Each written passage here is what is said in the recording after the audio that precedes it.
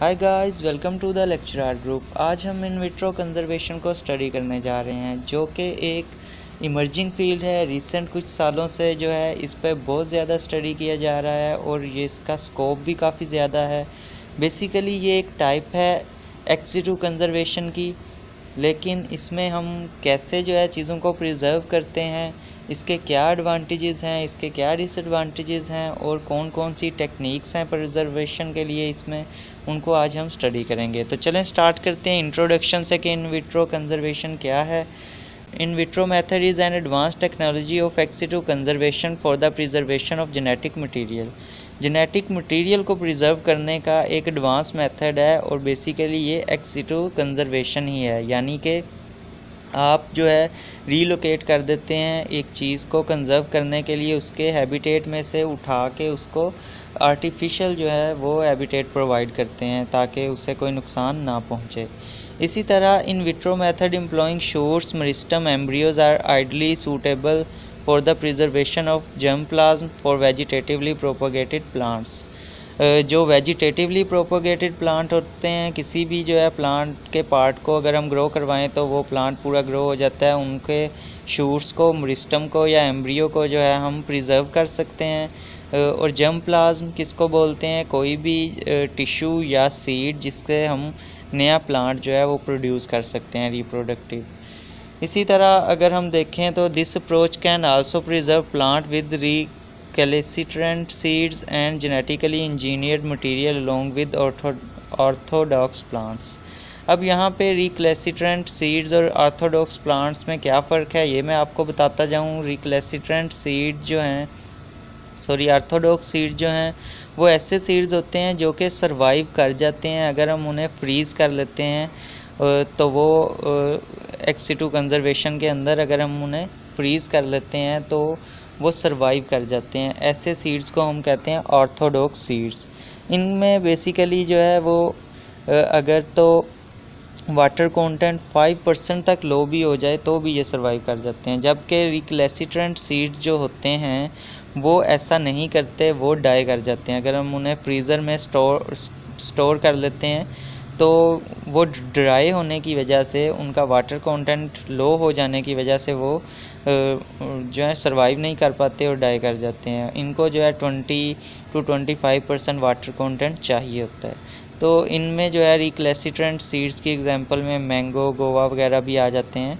और Orthodox seeds जो हैं वो ऐसे हैं जो कि सर्वाइव इजीली कर सकते हैं और ऑर्थोडॉक्स सीड को हम इजीली प्रिजर्व कर सकते हैं। अब हम नेक्स्ट देखते हैं कि the conservation implies preservation of cell को भी हम प्रिजर्व कर सकते हैं। कैलस जो कि टिश्यू होता है उसको भी of plant species in sealed test tube in vitro method.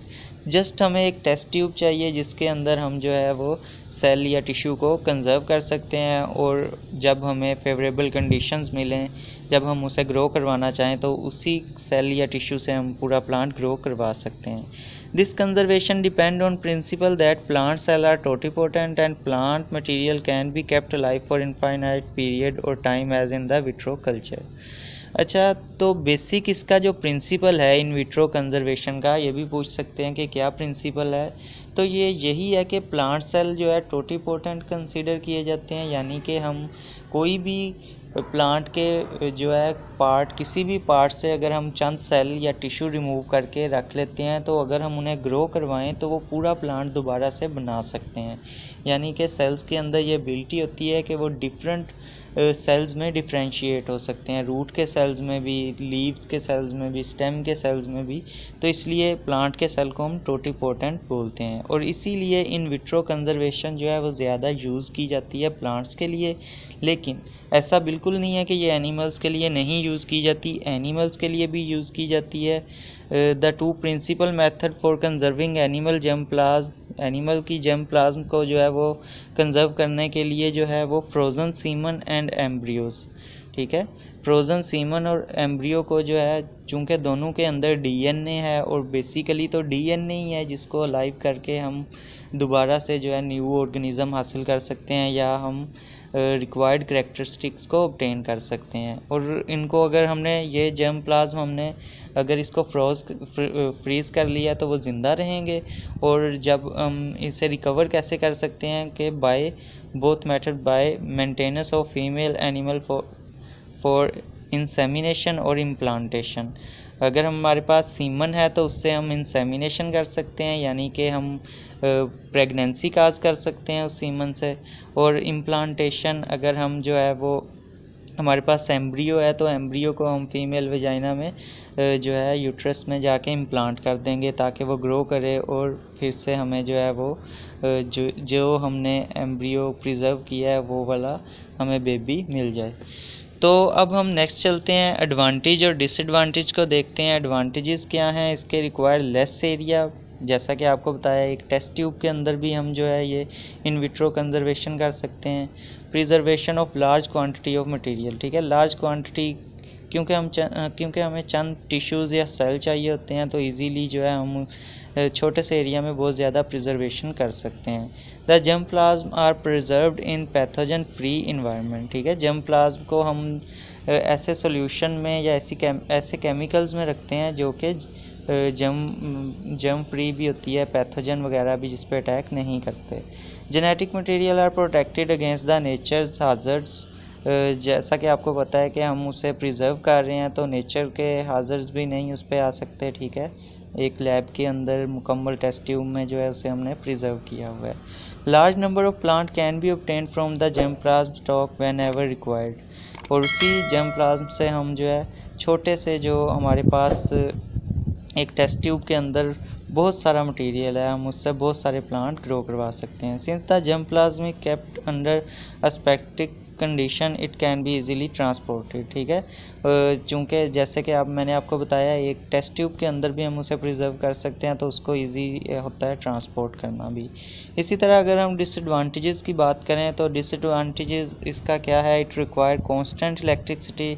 ज़ाहिर है अगर आपने एक चीज़ को फ्रीज़ किया है तो आपको इलेक्ट्रिसिटी उसे प्रोवाइड करनी पड़ेगी, और अगर कोई मसला हो जाता है उसका टेम्परेचर, जिस टेम्परेचर पे उसे हमने फ्रीज़ किया उससे कम या ज़्यादा हो जाता है तो दोनों जो हैं वो ख़तरनाक हैं। इसी तरह स्किल्ड मैन पावर, इसके लिए काफ़ी ज़्यादा ऑपरेटर जो हैं वो स्किल्ड होने चाहिए और हाई टेक्नोलॉजी भी होनी चाहिए। ये इसके ज़रा डिसएडवांटेजेस हैं, इनको ओवरकम करना पड़ता है।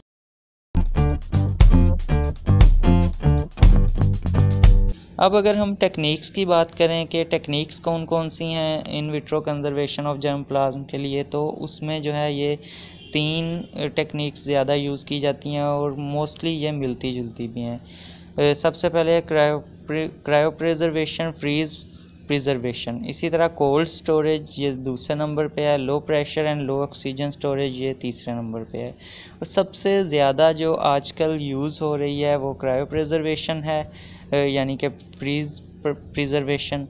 तो चलें इसी से स्टार्ट करते हैं कि ये क्या होती है और इसमें क्या क्या काम किया जाता है। क्रायो प्रिजर्वेशन का अगर मैं इंट्रो दूं तो इसका मतलब होता है कि हम जो है वो बहुत ज़्यादा कोल्ड स्टोरेज के मतलब फ्रीज़ कर लेते हैं एक चीज़ को, जिस तरह हम घर में आजकल रेफ्रिजरेटर यूज़ कर रहे हैं बिल्कुल वैसे ही। Actually mean preservation in the frozen state, जैसे हम गोश्त को घर में फ्रीज़ कर लेते हैं, ठीक है, और बाद में यूज़ करते हैं, बिल्कुल वैसे ही। Cryo preservation is based on the principle where the metabolism और division of the plant cell and tissue culture are completely halted by reducing temperature with the involvement of cryo protectant. अब इसका जो cryo preservation का basic principle है जो काफ़ी important होता है, याद रखना चाहिए हमें, वो यही है कि जब हम अगर हम किसी चीज़ का टेम्परेचर डिक्रीज़ कर देते हैं तो उसका मेटाबॉलिज्म भी जो है वो डिक्रीज़ कर जाता है। एंजाइम को एक ख़ास टेम्परेचर चाहिए काम करने के लिए, वो नहीं देंगे तो वो वैसे काम नहीं कर पाएंगे, तो उनका जो है वो मेटाबॉलिज्म भी ऑर्गेनिज़म का जो है वो लेस हो जाता है। और उसके साथ साथ हम जो हैं वो क्रायोप्रोटेक्टेंट यूज़ करते हैं जो कि मज़ीद उसके जो मेटाबॉलिज्म को स्लो कर देता है। This approach is highly applicable for the conservation of plant species in danger of extinction.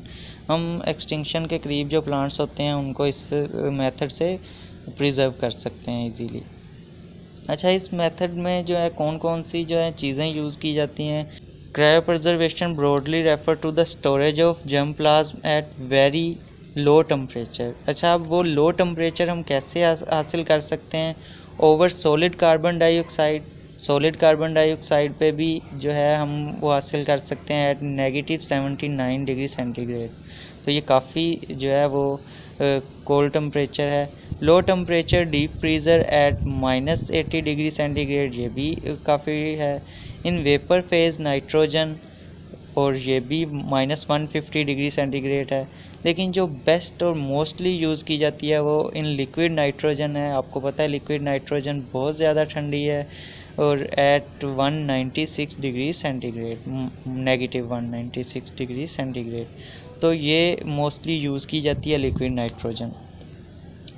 आगे, out of these most commonly use preservation is use of liquid nitrogen. As I mentioned earlier, at the temperature of liquid nitrogen the cell remain totally inactive state and this can be preserved for long time.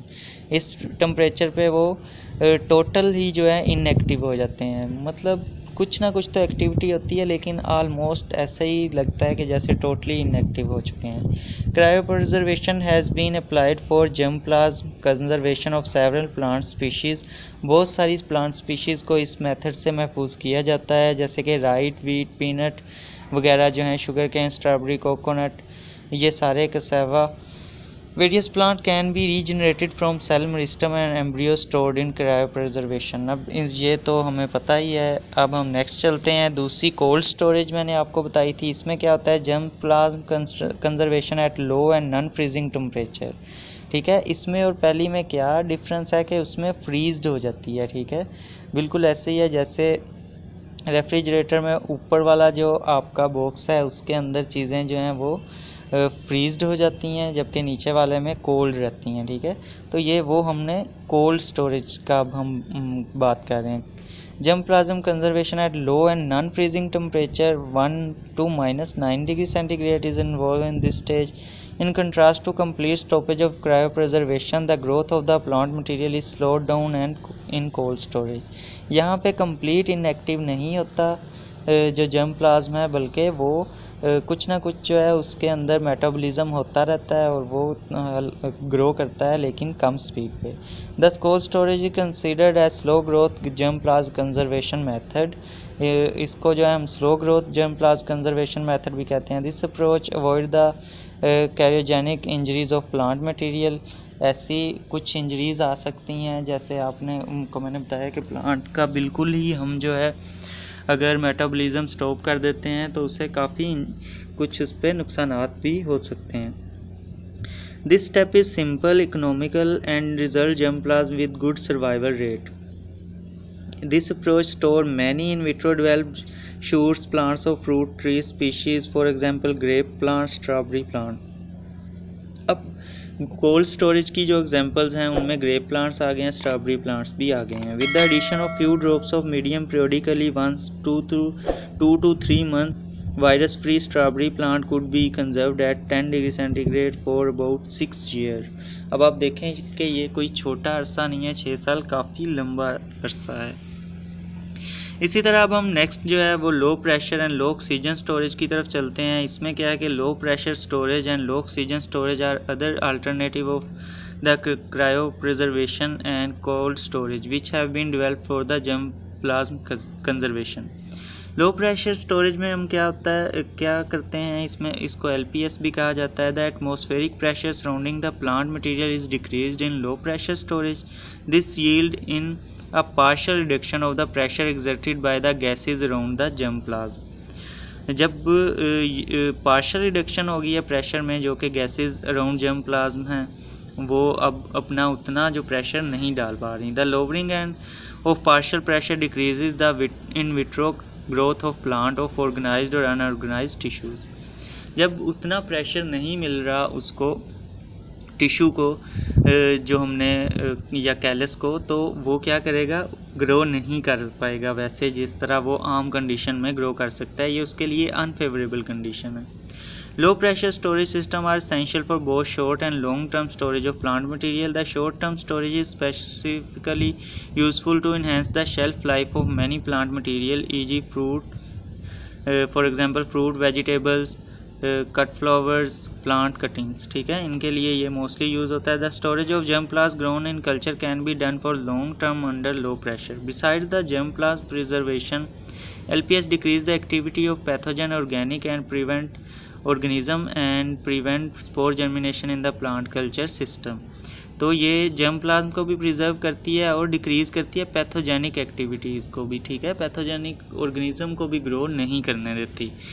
इसी तरह अगर हम last पे लो oxygen storage को देखें तो oxygen की concentration decrease कर दी जाती है, बट द एटमॉस्फेरिक प्रेशर जो है वो 260 मिलीमीटर ऑलमोस्ट होता है, is maintain by the addition of inert gases. ठीक है, इनर्ट गैसेस डाल दी जाती हैं। इनर्ट गैसेस का आपको पता है कि वो रिएक्ट नहीं करती मोस्टली, तो स्पेसिफिकली नाइट्रोजन जो है वो इतनी जल्दी रिएक्ट नहीं करती, ऑक्साइड्स बना देती है लेकिन बाकी चीज़ों के साथ मोस्टली नहीं करती। There is a reduction in plant tissue growth of the partial pressure of oxygen below 50 mm। ठीक है, जिस तरह जो है हमने देखा कि प्रेशर कम करने से जो है वो प्रेशर कम करने से जो है वो ग्रोथ पे इफ़ेक्ट आता है, इसी तरह ऑक्सीजन को भी कम करने से ग्रोथ पे जो है वो इफ़ेक्ट आता है, उस तरह ग्रोथ नहीं होती।